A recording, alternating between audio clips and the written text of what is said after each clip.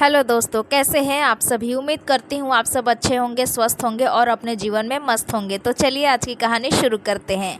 मेरा नाम नितिन है, मेरी उम्र 26 साल है और मैं कानपुर का रहने वाला हूँ।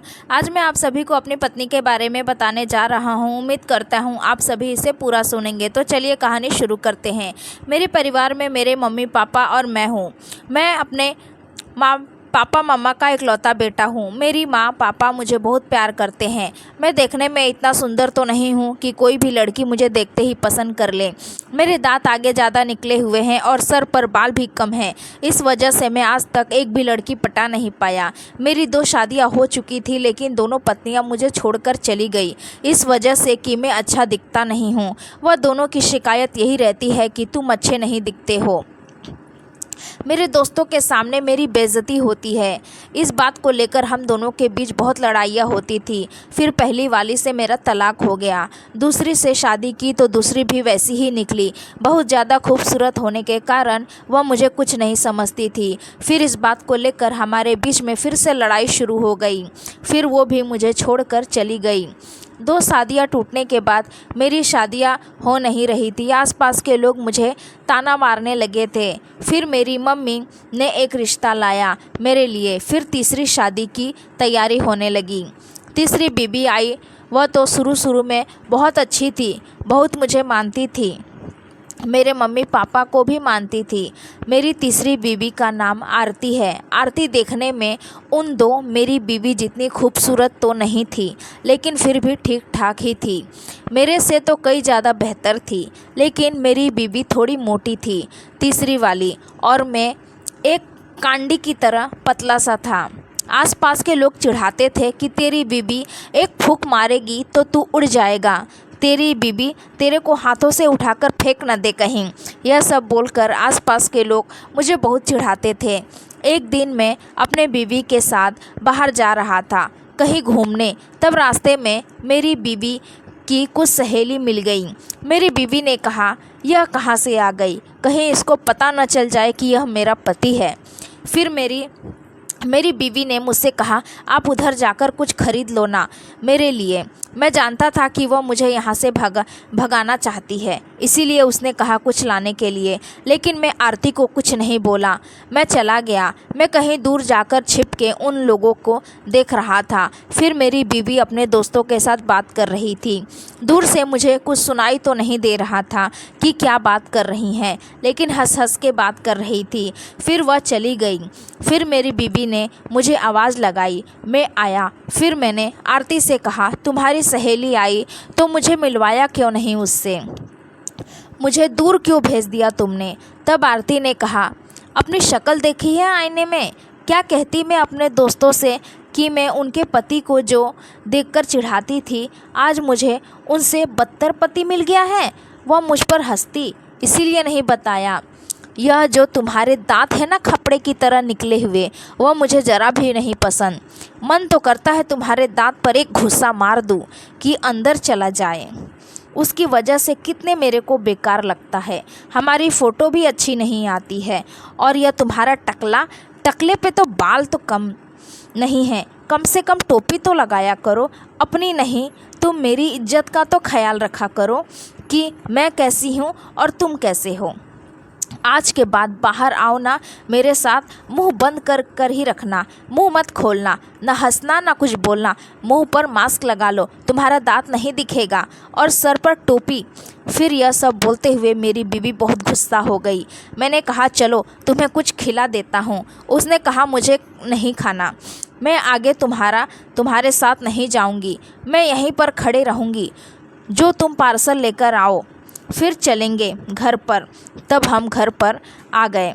घर पर आते ही मेरी बीवी फिर से शुरू हो गई। वह मुझे ताने देने लगी, मुझे अच्छे से बैठने नहीं देती, हमेशा ताने किसी न किसी बात को लेकर देती रहती थी और दिन भर मोबाइल में घुसी रहती थी।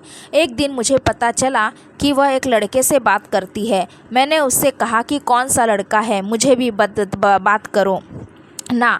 उसने कहा, मैं तुमसे बात नहीं करवाऊंगी और तुम मुझे नहीं टोकोगे कि मैं किससे बात करती हूँ किससे नहीं। मुझे बात करना अच्छा लगता है तो मैं बात करूँगी। अगर तुम्हें जानना है ना मैं किससे बात करती हूँ, मैं एक लड़के से बात करती हूँ। उससे बात करने में मेरे को बहुत अच्छा लगता है। तुमसे बात करने में अच्छा नहीं लगता, पता नहीं क्यों। देखो, तुम्हें तो मैंने बता भी दिया कि मैं एक लड़के से बात करती हूँ। तुम मुझे बात करने से रोकोगे मत। अगर तुम मुझे रोके ना तो मैं घर छोड़कर चली जाऊंगी। जान लो, फिर मेरी बीवी की एक ख्वाहिश मैं कैसे पूरी कर सकता था। मेरे सामने वह किसी लड़के से बात करे, मेरे को जरा भी नहीं पसंद था। मैं बहुत नाराज़ हो गया, रोने लगा, बाहर आकर बैठ गया। फिर मेरी माँ ने पूछा, बेटा तेरी आंखों में आंसू क्यों है? मैंने माँ से कहा, माँ मेरे दांत क्यों बाहर है? आपने मेरे दांत का अच्छे से ख्याल नहीं रखा क्या छोटे पर? इसकी वजह से मेरी बीवी मुझे कितना ताना देती है, रास्ते पर मुझे बेइज्जत कर देती है। माँ ने कहा, बेटा तू ऐसा क्यों बोल रहा है? मैं तेरी बीवी को बोलती हूँ। माँ आप उससे कुछ नहीं बोलोगी, आप जानती हो ना मेरी दोनों बीवियाँ मुझे छोड़कर चली गई है। मैं नहीं चाहता कि यह भी चली जाए। यह जैसी भी रहती है उसको रहने दो, प्लीज़ उसको कुछ मत बोलना, नहीं तो आसपास के लोग आपको ही ताना मारेंगे कि तुम्हारी तीसरी बहू भी छोड़कर चली गई। कैसा है तुम्हारा बेटा? फिर मेरी माँ ने कहा, ठीक है बेटा, तूने जो कहा वही करूँगी। मेरी बीवी के नखरे रोज़ बढ़ते ही जा रहे थे। पहले तो हमसे दूरी पे बात करती थी किसी लड़के से, अब तो एकदम सामने बैठ के हमारे बिस्तर पर बैठकर उस लड़के से एकदम तेज़ आवाज़ में बात करती है। लेकिन मैं और मेरी माँ उसको देखते रहते थे बस, और कुछ नहीं कर सकते थे। बात तक तो ठीक था।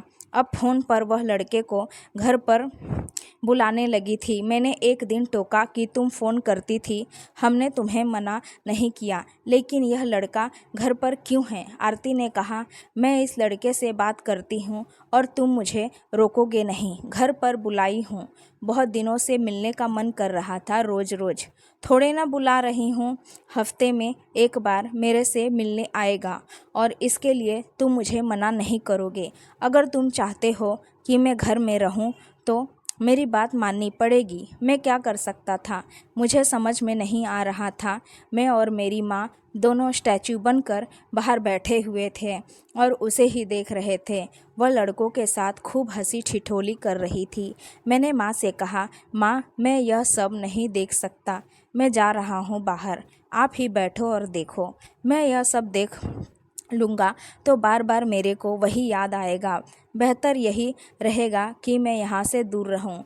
मेरी माँ ने कहा, बेटा तू ऐसा ना कर, इसका तोड़ मैं निकालती हूँ। फिर दूसरे दिन मेरी माँ ने अपने समधन को फ़ोन लगाया और उसकी बेटी की हरकतों के बारे में बताया कि तुम्हारी बेटी ऐसा कर रही है, मेरे ही बेटे के सामने किसी दूसरे लड़के से बात कर रही है। फिर उनकी माँ ने कहा कि मैं अपनी बेटी को समझाती हूँ कि ऐसा नहीं करेगी। फिर कुछ देर के बाद मेरी बीवी का फ़ोन आता है। उसकी माँ कर रही थी फ़ोन। उसकी माँ ने आरती को बहुत समझाया, लेकिन आरती सुनने को तैयार नहीं थी। फिर दूसरे दिन उनकी माँ हमारे घर पर आई और आते ही आरती को 2 तमाचे मारे और कहा, यह क्या कर रही है? यह तेरा पति है, पति के साथ ऐसा क्यों कर रही है तू? फिर आरती ने कहा, माँ आप यह गलत कर रही हो, आपने मेरी शादी इस बकलोल से करा दी। इसके दांत देखो कितने बाहर निकले हैं, क्या आपको यह दांत पहले नहीं दिखाई दिया? मुझे इसके दांत से शर्म आती है कितना, देखो कितना बाहर निकला है। अगर आप चाहती हो इसके साथ मैं रहूं तो इसका दांत आपको अंदर करवाना होगा, और इसके टकले पर देखो ऐसा लग रहा है गंजा है, कितने कम बाल है। इन सब बातों से मुझे शर्म आती है माँ, बाहर कहीं अच्छे से घूम भी नहीं पाती हूँ। आपने बहुत बुरा किया मेरे साथ। मैं क्या करती? जब घर पर पति खूबसूरत ना हो, अच्छा ना हो, तो मैं क्या करूँ? और अभी मैं जिस लड़के से बात कर रही हूँ उससे मैं शादी से पहले ही लड़के से बात करती थी, लेकिन आपने मेरी शादी नहीं कर पाई उससे, अब बोलो। फिर आरती की माँ ने कहा, देख बेटा अब तेरी शादी हो गई है, तुझे अपनी शादी की जिम्मेदारियाँ को समझना होगा। और दांत का क्या है, हर इंसान की ज़िंदगी से कोई ना कोई कमी होती है, रूप रंग देखकर ज़िंदगी नहीं निभाई जाती। बेटा जो मिला है उसको अपनाना पड़ता है और उसी में खुश रहना पड़ता है। किसी की सूरत देखकर उसे प्यार नहीं किया जाता। अगर शादीशुदा ज़िंदगी को अच्छे से चलाना है तो दूसरों की कमियों को तुम्हें भूलना होगा और अपनी ज़िंदगी में आगे बढ़ना होगा। मैं आरती की माँ से कहा, सासू माँ आप इसे ना समझाइए, यह नहीं समझने वाली। पता नहीं इसको मेरे दांतों में ऐसी कौन सी प्रॉब्लम नज़र आ रही है। अगर यह चाहती है कि मैं मास्क लगा के रहूं, तब मैं इसके सामने जब जाऊंगा तो मास्क लगा लूँगा। बोलो अब तैयार है क्या, पूछो उससे। फिर मेरी सास ने आरती से कहा, बोल आरती, देख तेरा पति क्या बोल रहा है, जवाब दे उसको। आरती ने कहा, नहीं माँ, कोई मास्क लगाकर दिन भर कैसे रह सकता है। फिर तू कैसे बोली मास्क लगाने को? इतना भी बुरा पति नहीं मिला है तुझे। इसके दांत को तो तुझे नज़र आ रहे हैं, लेकिन इसके तुझे यह नज़र नहीं आ रहा है कि तू कितनी मोटी है। अपना मोटापा भी तो देख बेटा। अगर वह भी तेरे मोटापे को लेकर तुझे चिढ़ाए, बोले कि तुझे छोड़ दे दूंगा, तो तू कितनी मोटी है तो तुझे कैसा लगेगा। बोल, तू ज़रूरत से ज़्यादा मोटी है बेटा। यह बोल कि तेरी शादी अच्छी जगह हो नहीं रही थी, यह लड़का मिल गया, वही तुझे अच्छा मानना चाहिए था, ना कि तुझे दूसरे के पीछे पड़ना चाहिए था। मेरी एक बात इस नज़रिए से देखना बेटा, अगर तू इसके दांत को देखती है तो तू अपना मोटापा भी देख। अगर वह इस बात को लेकर तुझे बोलेगा कि तुझे कैसा लगेगा, सोच। मेरी बात पर फिर थोड़ी देर के बाद आरती रोने लगी। रोती अपने मन माँ के कदमों में गिर गई और बोली, माँ आप ठीक कह रही थी, मैंने तो ध्यान ही नहीं दिया कि मैं मोटी हूँ। फिर आरती मेरे पास आई और बोली, मुझे माफ़ कर दीजिए, मैं आज के बाद ऐसा नहीं करूँगी। फिर उसके बाद आरती और मेरे बीच सारी गलतफहमियाँ दूर हो गई। आरती अब मुझे बहुत ज़्यादा प्यार करने लगी है और मैं भी उसको। हम कहीं भी बाहर जाते हैं तो हम उदास घर पर नहीं आते हैं, बहुत अच्छे से समय बिताते हैं और उसके बाद ही घर पर आते हैं। अब हमारी लाइफ में सिर्फ खुशियाँ ही खुशियाँ हैं। आरती की वजह से मेरी ज़िंदगी संवर गई। I love you Aarti, I love you so much.